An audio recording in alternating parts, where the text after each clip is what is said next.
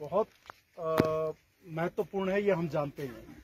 लेकिन दिक्कत क्या हो रही है कि विकास की और पर्यावरण का जो ये संतुलन है उसमें पर्यावरण गड़बड़ा रहा है और विकास की दौड़ में हम कुछ ज़्यादा नुकसान कर दे रहे हैं। मतलब पेड़ ज़्यादा कट रहे हैं। अमूमन होना ये चाहिए कि पेड़ जितने कटें उसके कम से कम 10-12 गुना ज़्यादा पेड़ लगने चाहिए, ताकि अगर पेड़ कटें तो, क्योंकि सारे पेड़ उगते नहीं हैं, जरूरी नहीं है कि सारे पेड़ उग जाए। हम मान लीजिए यहाँ पे अगर 1000 पेड़ लगा रहे हैं तो 1000 पेड़ में हो सकता है मात्र कुछ 100 पेड़ जिंदा रहे, क्योंकि सारे के सारे जिंदा नहीं रहते, कुछ जानवर खा जाते हैं, कुछ हवा पानी के उसमें। तो जितने पेड़ भी लगे वो सारे के सारे मतलब वो पहले तो सारे लगे, नहीं तो जितने बचे कम से कम उससे क्षतिपूर्ति हो जाए जितने। और ये जो पेड़ बने हैं, जो बड़ा बड़ा रूप लिया है, ये कई सालों में लेता है। हम जो पेड़ लगा रहे हैं अभी वो बहुत छोटे हैं, तो जब बड़ा पेड़ होगा उस पर ज्यादा पत्तियां होंगी, ज्यादा सनलाइट को ज्यादा ऑब्जर्व करेगा, उतनी फोटोसिंथेसिस प्रोसेस ज्यादा होगी, उतना ज्यादा ऑक्सीजन का जो उसका प्रक्रिया है वो सारा का सारा उतना ज्यादा होगा। छोटा पौधा होगा, कम पत्तियां होंगी, तो उस दृष्टि से भी ज्यादा से ज्यादा पेड़ लगाने बहुत आवश्यक है। तो हम जो ये पेड़ों का जो आप लोग कर रहे हैं, ये सबसे महत्वपूर्ण कार्य कर रहे हैं। और ये आप यकीन मानिए कि आपको अंदर से भीतर से ये कोई ईश्वरीय प्रेरणा है। कई बार हम लोग वैसे आ जाते हैं, मतलब खेल खेल में आ जाते हैं, लेकिन खेल खेल में भी अगर कोई पेड़ लगा दे, मस्तीबाजी में भी, और वो पेड़ क्या कहते हैं, कल की तारीख में एक फलदार, मान लीजिए आपने आंवला लगा दिया, आपने लीची लगा दिया, खुमानी लगा दिया, उसको चिड़िया खा रही हैं, बंदर खा रहे हैं, बच्चे खा रहे हैं, आने वाली जनरेशन खा रही है। क्योंकि मुझे तो याद नहीं है कि आज तक हमने जितने पेड़ लगाए उनमें से हमने किसी से कोई एक फल भी लिया हो, नहीं लेते हम लोग। मतलब वो प्रकृति के लिए दिया है, उन्हीं को करते हैं, या तो जंगलों में लगाते हैं या ऐसी जगह लगाते हैं जहाँ लोगों को ही उसका लाभ मिले।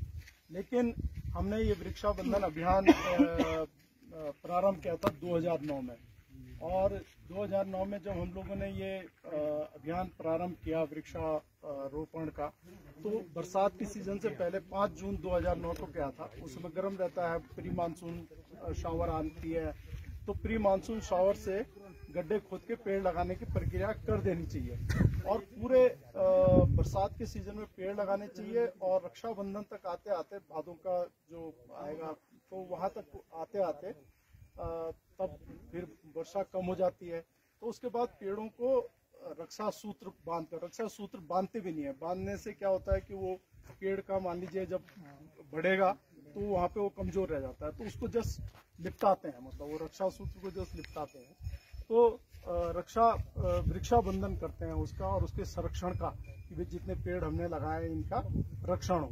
और इसकी प्रेरणा हमने गौरा देवी, मतलब चमोली चिपको आंदोलन के विद रहे, पर्यावरणविद रहे, हमारे स्वर्गीय संजय लाल भगोड़ा जी अभी गए, चंडी प्रसाद भट्ट जी वगैरह बड़े विद्वत लोग रहे हैं, कल्याण सिंह रावत जी जिन्होंने अभी आज जिनके दर्शन होंगे मैती आंदोलन के, तो उन्होंने वहाँ क्या है, जब मैत में ससुराल जाती है बिटिया, तो मैत में अपना घर पे पौधा रोप देती है, तो पौधा रोप देती है, तो उसके कुछ भावना रहती है उसके माँ जी, पिताजी, भाई बहन के, भाई ये बिटिया ने किया है, तो धरोहर के रूप में उसका रक्षण होता है। तो उनसे प्रेरित होकर एक सांस्कृतिक धरोहर के रूप में वृक्षाबंधन, क्योंकि रक्षा सूत्र जो है वो हमारा ऐतिहासिक है, जिससे वामन भगवान कृष्ण, इनका सबका जुड़ाव है।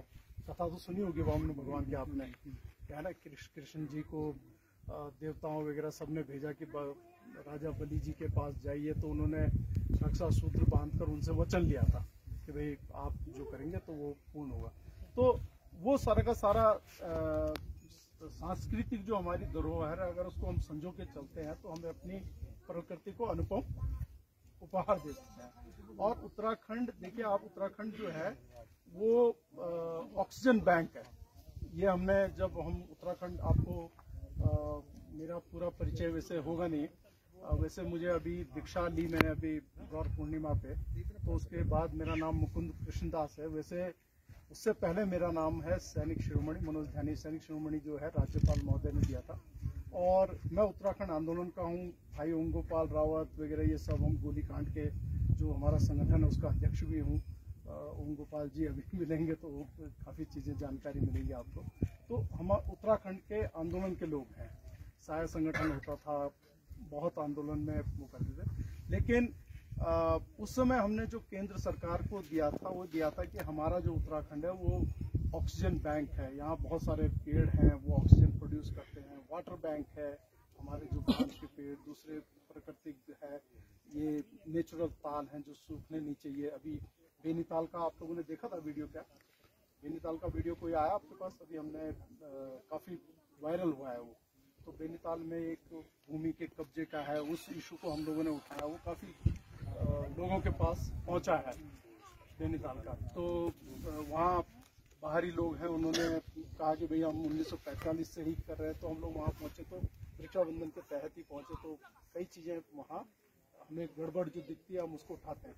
तो केंद्र सरकार को उस प्रयोजन को देके हमने उस समय कहा था कि उत्तराखंड को आप राज्य बनाइए, और राज्य बनाने के बाद 5000 करोड़ रुपया तो इसको सालाना इसलिए दीजिए, सीधे ग्राम पंचायतों को दीजिए। वो सचिवालय या उनके माध्यम से नहीं होना चाहिए, वो ग्राम पंचायतों के माध्यम से 5000 करोड़ रुपया दिया जाए ताकि पर्यावरण के लिए प्रयोग में आए। तो बाद में 1000 करोड़ हुआ, फिर अभी उस पर और चल रहा है। तो भविष्य में क्या कहते हैं, इस तरीके के फंडिंग जो है आप लोगों को मिलेंगे, जिससे युवाओं को रोजगार भी मिलेगा। पर्यावरण एक बहुत महत्वपूर्ण विषय है, तो इस पे फोकस करना चाहिए आप लोगों को। ये हमारी धरोहर है, ये हमारी यूएसपी है। हमारे को कंक्रीट के जंगल लगा के कोई फायदा नहीं होने वाला। आपके जो उत्पाद हैं, जो जैविक खेती बोलते हैं, वो आपको बेहतर रिजल्ट देगी। अभी आपके साथ में हमारे मित्र थे, वो बता रहे थे, नाम भूल रहा हूँ मैं, पार्टी के बीच के जो मंडवे का पराठे वगैरह बनाते हैं, क्या नाम है उनका? अजेंद्र जी। तो अजेंद्र जी करते हैं। ये सुभाष रतूड़ी जी हैं, ये लौट के आए कतर से, कतर में अच्छी जॉब करते थे, वहाँ से लौट कर आए। इन्होंने यहाँ मंडवे के ऊपर काम कर रहे हैं। मंडवे के बर्गर, मंडवे के मोमोज, मंडवे की चाय, मंडवे का वो, और विशुद्ध मंडवा, मतलब उसी को कर रहे हैं। अब देहरादून में कोई आता है कि भाई हमारे को दूसरा मोमो, कहते हैं मंडवा ही खाओ, है ना, मंडवे के बर्गर खाइए आप। मंडवे मतलब पहाड़ के उत्पाद को कितना वो कर सकते हैं। ये आपकी यूएसपी है, ये आपको ताकत देगी, इसको आपको बढ़ाना है। यही आपके आर्थिक संपन्नता लाने वाली है। इसके देश विदेशों में इसके बहुत डिमांड है। तो जैविक खेती पे करिए, अपने ट्रेडिशनल खेती को करिए, अपने जंगलों को बचाइए, है ना, पानी के स्रोत बचाइए, क्योंकि ये पानी के स्रोत की जरूरत आपको है, आपके जानवरों को जरूरत है। ये मतलब कोई दिल्ली वाला तो जब पिएगा तब पहले, सबसे पहले तो आपकी जरूरत पूरी करता है, आपके खेतों की जरूरत पूरी करेगा, आपकी वो है। तो ये आपकी जिम्मेदारी है कि उसको प्रोटेक्ट करें। भाई ये सूखना नहीं चाहिए, इसको कैसे करें, तो ये आपको सोचना पड़ेगा, इसके सॉल्यूशन आपको लाने पड़ेंगे, अपने बीच में चर्चा करनी पड़ेगी आपको। अपने जितने प्रधान जी हैं सभी अपने लोग होते हैं, है ना। इसको राजनीतिक दृष्टि से कभी मत देखिए कि है कौन सी पार्टी का है, किसी, बिल्कुल मत लाइए। सिर्फ इसे देखिए ये गांव का है, हमारे उत्तराखंड का है, हमारी खुशहाली का प्रतीक है, और इसको ईश्वर की धरोहर समझिए इसे। और ये वास्तव में आप ऐसी अनुपम जगह पे हैं, ये तो आप लोग रोजाना दर्शन कर रहे हो, आप देख रहे हो विदेशों से लोग आ रहे हैं, है ना, यहाँ आते हैं, आनंदा में आ रहे हैं, फिर यहाँ आते हैं। तो जो भी आएगा वो आपके बीच आएगा और बाहर से, तो उनको नहीं मिल रही है। तो ये आनंद है, इस आनंद का मजा उठाइए आप, और इस प्रकृति की और खुशहाल बनाइए। अपने इर्द गिर्द ग्रीन, मतलब ग्रीनरी होनी चाहिए, और चीड़ के पेड़ कम से कम हों। ये बात हम बार बार सरकार के पास रखते हैं कि धीमे धीमे चीड़ के पेड़ों को आप कम कीजिए, और उसके बदले में आप जो बांज के वृक्ष हैं, देवदार के वृक्ष हैं, जो हमारे फलदार, अभी हम लोगों ने अभियान जो लेटेस्ट कर रखा है इस बार, हम जंगलों में पौधे रोप रहे हैं, वो पेड़ रोप रहे हैं जो फलदार हैं, ताकि जंगली जानवर जो है सड़कों पे ना आए, उनको वन्य प्राणियों को वहीं मिल जाए। तो अखरोट हो, कटहल हो, निम्बे हो, खुमानी हो, लीची हो, आम हो, सब जंगलों में हुआ है। क्योंकि हम लोग तो काफल भी उनके लिए नहीं रहने देते, टीपने चले जाते हैं, तो बेचारे कहाँ से खाएगा। अब भालू को फिर नहीं मिलेगा तो फिर वो हम, है ना, उसकी मजबूरी है भाई अगर हिरन नहीं होंगे तो हमारी बकरियों को खाएगा, फिर आने के गाय बकरियों पे अटैक करेगा। लेकिन अगर पर्याप्त रात में भीड़ काकड़ उसे मिलते रहेंगे वहाँ, तो क्यों आएगा।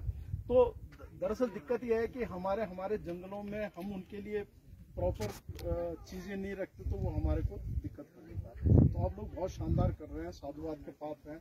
और भाई गजेंद्र मोला जी ने आमंत्रित किया था, मैंने कहा मैं जरूर आऊँगा, क्योंकि ये बुग्याल वाला जो मैटर है उन्होंने भी उनके चैनल्स और उनके दूसरे मीडिया हाउसेस कर रहे थे, तो उन्होंने कहा आप हमारे यहाँ भी आइए, हमारे यहाँ भी ताल है, उसे देखिए, इस पे क्या कर सकते हैं। तो उसमें तो आप लोग तो खुद ही कर रहे हो, इतना बेहतर कर रहे हो।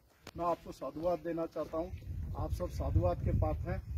और मेरे साथ जरा हरे कृष्णा का उद्घोष करेंगे। हरे कृष्णा, हरे कृष्णा। और एक ग्रुप फोटो ले लेते हैं, सोनिया है।